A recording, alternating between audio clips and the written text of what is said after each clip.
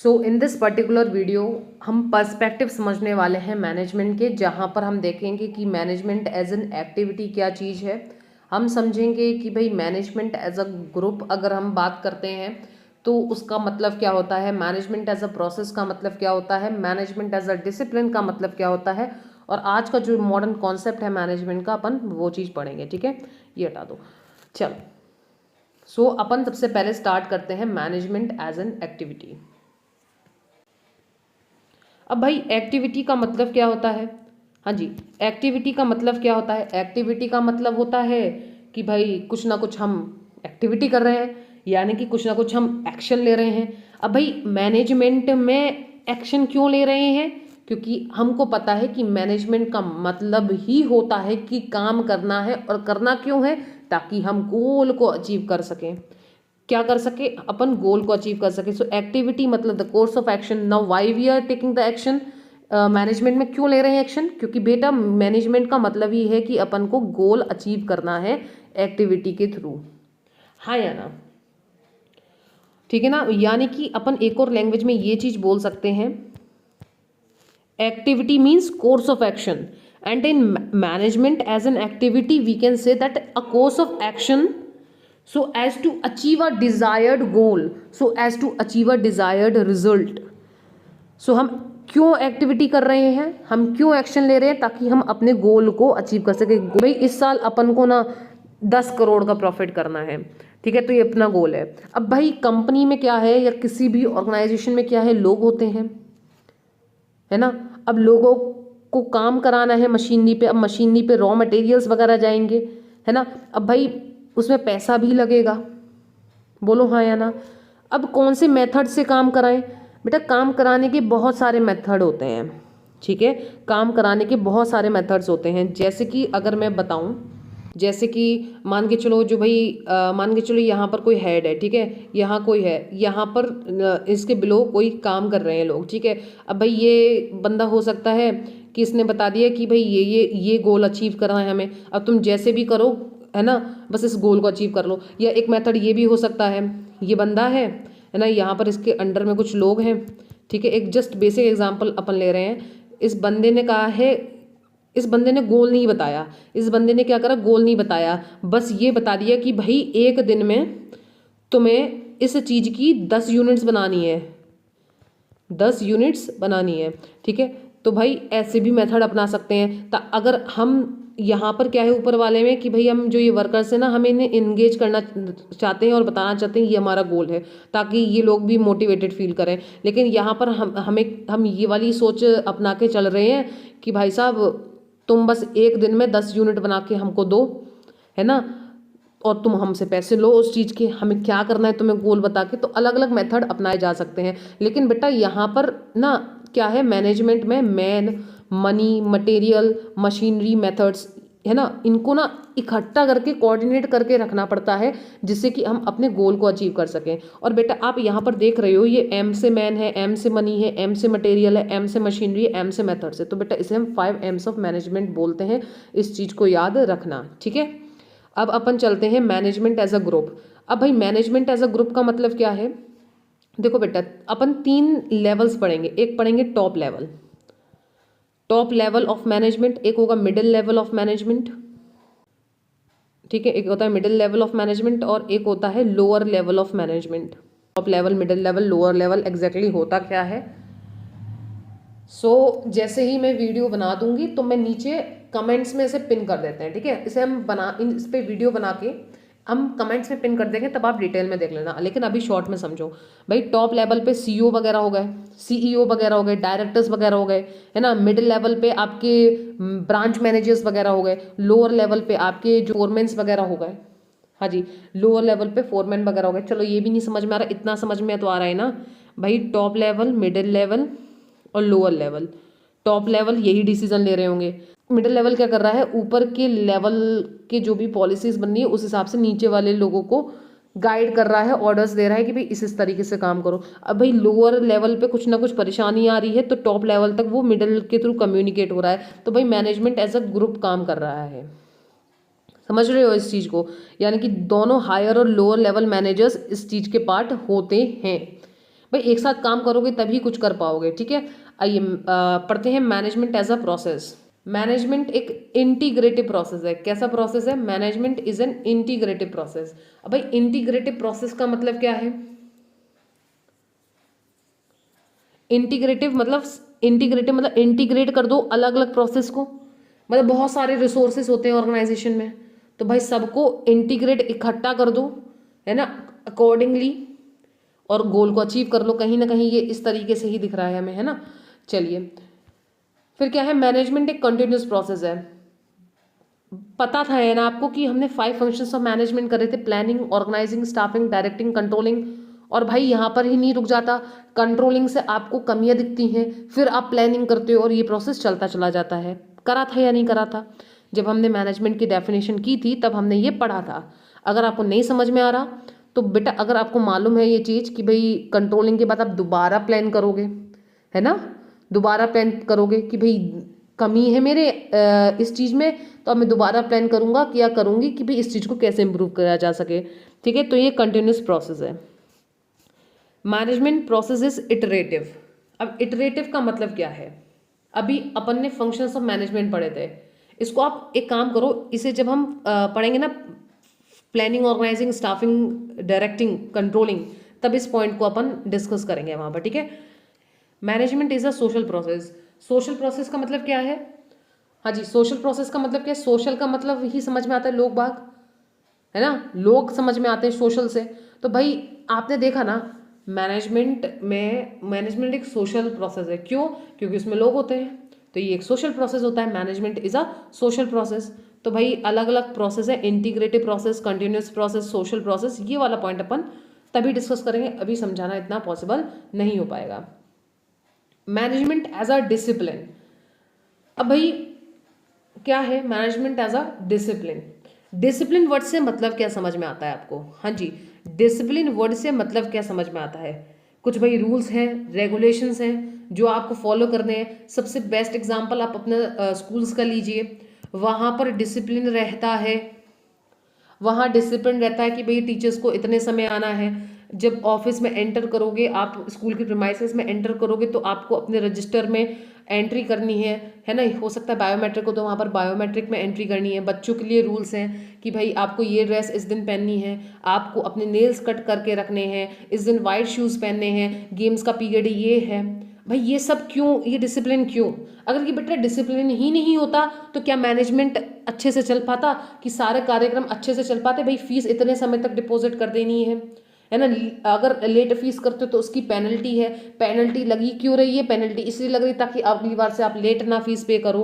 तो भाई ये डिसिप्लिन मेंटेन क्यों किया जा रहा है? इसलिए मेंटेन किया जा रहा है ताकि मैनेजमेंट अच्छे से हो सके। तो भाई मैनेजमेंट ऐसा डिसिप्लिन का मतलब ही यही है कि भाई आपको रूल्स एंड रेगुलेशंस फॉलो करने हैं। लेकिन बेटा ये रिजिड रूल्स हैं लेकिन फ्लेक्सिबल भी है। रिजिड का मतलब है कि भाई आपको ये रूल्स जो दे रखे हैं ये आपको अपनाने ही अपनाने हैं। लेकिन बेटा फ्लेक्सिबल ये चेंज कर सकते हैं as per situation. As per situation क्यों? क्योंकि बेटा एक वर्ड आता है आपका डायनेमिक। डायनेमिक का मतलब क्या होता है? डायनेमिक का मतलब क्या होता है? डायनेमिक का मतलब ये होता है बेटा, इन्वायरमेंट चेंज होता रहता है ना। हो सकती है जो आज चीज़ एप्लीकेबल है कल एप्लीकेबल ना हो। अब भाई ये क्या बोल रहे हो आप, है ना मैम, ये क्या बोल रहे हो आप? सुनो मेरी बात, मैं क्या बोल रही हूँ, मैं ये बोलने की कोशिश कर रही हूँ, पहले बेटा आपको ब्लैक बोर्ड में चौक से पढ़ाया जाता था, है ना। अब लेकिन क्या हो रहा है, इन्वायरमेंट चेंज हो रहा है, टेक्नोलॉजी बहुत ज़्यादा आगे बढ़ रही है, तो सोचा गया कि हम वाइट बोर्ड्स में पढ़ाते हैं, है ना। वाइट बोर्ड जहाँ पर हम मार्कर के थ्रू पढ़ाते थे। फिर और टेक्नोलॉजीज बढ़ी, तब हमने देखा कि भैया स्मार्ट बोर्ड्स आने लगे, है ना। पहले नोकिया का फ़ोन चलता था, जैसे जैसे टेक्नोलॉजी बढ़ने लगी स्मार्टफोन्स आने लगे। बोलो हाँ या ना। तो भाई इन्वायरमेंट चेंज हो रहा है, मतलब पहले नोकिया के फ़ोन चलते थे, अब भाई स्मार्टफोन्स आ रहे हैं, अब तो पता नहीं क्या ही क्या चीज़ें आ रही हैं, ठीक है। तो इसी को हम बोलते हैं डायनेमिक। तो भाई डायनेमिक है तो भाई अपन को चेंज होना पड़ेगा। भाई अभी भी आज आप नोकिया के फ़ोन बनाओ तो क्या चल जाएंगे? बिल्कुल नहीं चलेंगे, बिल्कुल नहीं चलेंगे, उस रफ्तार से चलेंगे ही नहीं जिस रफ्तार से आपकी स्मार्टफोन्स चल रहे हैं। तो भाई स्कूल्स के रूल्स रिजिड बनाओ लेकिन फ्लेक्सिबल मान के चलो। कोई रूल ऐसा बना दिया कि भाई कोई फॉलो ही नहीं कर पा रहा, तो भाई आप समझो ना वो कोई भी फॉलो नहीं कर पा रहा, उसे फ्लेक्सिबल बनाओ, उसे चेंज करो, ठीक है। होने रिजिड चाहिए लेकिन फ्लेक्सिबिलिटी उसमें होनी चाहिए, मतलब सिचुएशन के हिसाब से हम उसे मॉडिफाई कर सकें। मैनेज डिसिप्लिन की बात कर रहे हैं, यानी कि management is multi disciplinary, that is it borrows concepts and principles from various disciplines like economics, psychology, sociology, anthropology etc and then integrate these। भाई समझना इस चीज को, मल्टी डिसिप्लिनरी से मतलब ये समझ में आ रहा है अलग अलग डिसिप्लिन से कॉन्सेप्ट बना है मैनेजमेंट का। फॉर एन एग्जाम्पल इकोनॉमिक्स बेटा आपको डिमांड और सप्लाई के बारे में बताता है। एक एग्जाम्पल लेते हैं, मान के चलो कि भाई मान के क्या चलो इकोनॉमिक्स में आप डिमांड एंड सप्लाई चैप्टर पढ़ोगे कि भाई लोग इतना इतना प्रोडक्ट डिमांड कर रहे हैं, मान के चलो लोग 100 यूनिट्स का डिमांड कर रहे हैं, तो मैं कोशिश करूँ कि मैं 100 यूनिट्स बना सकूँ एज अ बिजनेस ओनर। मैं ये कोशिश करूँ कि मैं अपने कंज्यूमर्स को, मतलब जो कस्टमर्स हैं उनको 100 यूनिट्स दे पाऊँ। बोलो हाँ या ना। मैनेजमेंट इकोनॉमिक, तो भाई ये मैं मैनेज कर पा रही हूँ, कैसे मैनेज कर पा रही हूँ, जब मैंने समझा कि भाई इतनी डिमांड है, लोग इतना डिमांड कर रहे हैं तो मुझे इतना सप्लाई करना है। इकोनॉमिक्स का कॉन्सेप्ट है। साइकोलॉजी, लोगों का दिमाग समझना है, भाई आज अडल्ट्स है, अडल्ट्स टेक्नोलॉजी वाली चीज़ें बहुत पसंद कर रहे हैं, लोगों की साइकोलॉजी। सोशियोलॉजी, सोसाइटी, ठीक है। Anthropology and integrate this, anthropology मतलब लोगों के बिहेवियर के बारे में जानना, ठीक है। तो और भाई इन सबको मिला के क्या है, मैनेजमेंट बन जाता है। सोशियोलॉजी का मतलब क्या होता है, सोशियोलॉजी का मतलब होता है कि भाई ये सोसाइटी कैसे वर्क करती है ना, कि भाई ये सोसाइटी डेवलप कैसे हो रही है, ठीक है। ये एक अलग अलग पूरे पूरे के सब्जेक्ट्स हैं, जहाँ पर आप इकोनॉमिक्स के बारे में तो पढ़ोगे, तो मैंने इकोनॉमिक्स का एक मेजरली एग्जांपल दे दिया, ऐसे ही सोशियोलॉजी से होता है। एंथ्रोपोलॉजी मतलब ह्यूमन बिहेवियर को जानना, ठीक है। जब हम इन सब चीज़ों को मिला देते हैं तो मैनेजमेंट बनता है। अभी ना आपको ऐसा लग रहा होगा कि भाई साइकोलॉजी लोगों के दिमाग को पढ़ें, एंथ्रोपोलॉजी बिहेवियर को पढ़ें, सोशियोलॉजी भाई सोसाइटी, ह्यूमन सोसाइटी कैसे डेवलप हो रही है, कैसे चल रही है ना। आपको सब एक ही चीज़ लग रही होगी, लेकिन बेटा जब आप इनकी बारीकियों में जाओगे तो आप समझोगे साइकोलॉजी, सोशियोलॉजी, एंथ्रोपोलॉजी के बीच में डिफरेंस। बेटा ये पूरे पूरे सब्जेक्ट्स होते हैं, ठीक है। लेकिन आप कह रहे हो भाई साइकोलॉजी, एंथ्रोपोलॉजी, ये तो कहीं ना कहीं चीज़ें सिमिलर नहीं लग रही। बेटा सिमिलर क्योंकि इसलिए लग रही हैं क्योंकि कुछ सिमिलैरिटीज होती हैं, तभी तो बोला कि भाई इसे अपन को क्या करना है, इंटीग्रेट करना है। और वैसे भी ये कैसा प्रोसेस है, एक इंटीग्रेटिव प्रोसेस है। पढ़ा था कि नहीं? हाँ, तो ये एक मल्टी डिसिप्लिनरी है। मल्टी डिसिप्लिनरी का मतलब अलग अलग तरीके से, अलग अलग जगहों से हमने इसके डिसिप्लिन लिए हैं, ठीक है। अब इसी डिसिप्लिन के साथ हम क्या कर पाएंगे, ऑर्गेनाइजेशन को मैनेज कर पाएंगे। अब अपन बात करते हैं मॉडर्न कॉन्सेप्ट ऑफ मैनेजमेंट के बारे में। किसके बारे में? Modern concept of management. इसे हम इंटीग्रेशन कॉन्सेप्ट भी बोलते हैं, ठीक है ना। क्या बोलते हैं? इसे हम मॉडर्न कॉन्सेप्ट भी बोलते हैं और इसे हम इंटीग्रेशन कॉन्सेप्ट बोलते हैं। सो मॉडर्न और integration concept put emphasis on integration and coordination of various organisational resources in defining management. Modern concept of management put emphasis on what manager actually do in managing organization. Means this concept suggests that management is the sum total of managerial activities. Well-defined management functions, planning, organizing, staffing, directing and controlling with coordination being the essence of management. So जब अपन ने management की definition पढ़ी थी तो अपन ने ये discuss कर लिया था। मैंने बताए थे बेटा 5 फंक्शंस होते हैं मैनेजमेंट के। प्लानिंग मतलब deciding in advance what to do, organising human, financial और फिजिकल रिसोर्सेज एक साथ लेकर आने, लोगों को जॉब पे लेकर आना है और टिकाना भी है उस जॉब पे, ताकि लोग जॉब छोड़ के ना भागे, है ना। सॉरी, जॉब छोड़ के नहीं जाए, would be more appropriate, right. उनको डायरेक्ट करना है, भाई ले तो आए लेकिन अपने ऑर्गेनाइजेशन के गोल के हिसाब से उनको थोड़ा बहुत मोल्ड करना पड़ेगा। कंट्रोलिंग मतलब जितना हमने टारगेट अचीव करना था उतना नहीं अचीव करा, क्यों नहीं अचीव करा वो रीजंस देखेंगे, फिर अपन प्लानिंग करेंगे। और भाई इन्हीं सब में क्या होना चाहिए, कोऑर्डिनेशन होना चाहिए। Coordination is not the function of management, it is the essence of management, right. पढ़ा था या कि नहीं पढ़ा था भाई? और कोऑर्डिनेशन ना फंक्शन में नहीं आते, फंक्शंस में तो भाई यही 5 आएंगे, planning, organising, staffing, directing, controlling. इनके बीच में कोऑर्डिनेशन होना चाहिए, यानी कि कंट्रोलिंग, कोई कमी आई उनकी कमी के रीजंस देखे फिर से प्लान करेंगे कि किस तरीके से काम करना है ना। इसी को बोला हमने कि कभी कोऑर्डिनेशन होना चाहिए। सो इसेंस मतलब ये इंपॉर्टेंट चीज़ है मैनेजमेंट में, ठीक है। यानी कि हम देख रहे हैं यहाँ पर कंट्रोलिंग कर रहे हैं तो हम देख रहे हैं कि भाई मैनेजर एक्चुअली में कर क्या रहा है ऑर्गेनाइजेशन को मैनेज करने के लिए, ठीक है। बस यही बात है, यही है मॉडर्न कॉन्सेप्ट। मैनेजमेंट का मतलब ही होता है कि भाई सभी चीज़ों को एक साथ ऐसे रखे जाए, the art of getting things done through others या विद पीपल, जिससे कि गोल को अपन अचीव कर सकें बेटा। और इसे मॉडर्न कॉन्सेप्ट इसलिए और क्यों बोला गया, इसे मॉडर्न या इंटीग्रेशन कॉन्सेप्ट, हाँ जी, इसे मॉडर्न या इंटीग्रेशन कॉन्सेप्ट क्यों और बोला गया, क्योंकि यहाँ पर आपने मैनेजमेंट एज अ ग्रुप अलग से पढ़ा, मैनेजमेंट एज अ प्रोसेस अलग से पढ़ा, है ना, मैनेजमेंट एज एन एक्टिविटी अलग से पढ़ा, मैनेजमेंट एज अ डिसिप्लिन अलग से पढ़ा। लेकिन जब हम इसको सबको इंटीग्रेट करते हैं इन बहुत प्रोफेशनल लैंग्वेज, जब हम planning, organising, staffing, directing, controlling को इंटीग्रेट कर दें, तो बेटा इसे इंटीग्रेशन प्रोसेस बोल दिया या मॉडर्न प्रोसेस बोल दिया, ठीक है। और कोऑर्डिनेशन इन पांचों फंक्शंस के बीच में होना चाहिए। तो क्वेश्चन पूछ लिया जाता है काफ़ी बार, एसेंस ऑफ मैनेजमेंट क्या होता है, प्लानिंग, ऑर्गेनाइजिंग, स्टाफिंग या कोऑर्डिनेशन, तो आपको कोऑर्डिनेशन टिक करना है, ठीक है। अब पूछ लेंगे which is not the function of management, planning, organising, staffing, coordination, तो बेटा कोऑर्डिनेशन फंक्शन ऑफ मैनेजमेंट नहीं होता, तो coordination will be the right answer. So ये हो गए आपके perspectives of management, management as a group, management as a process, management as a discipline, management as an activity, and the modern concept of management.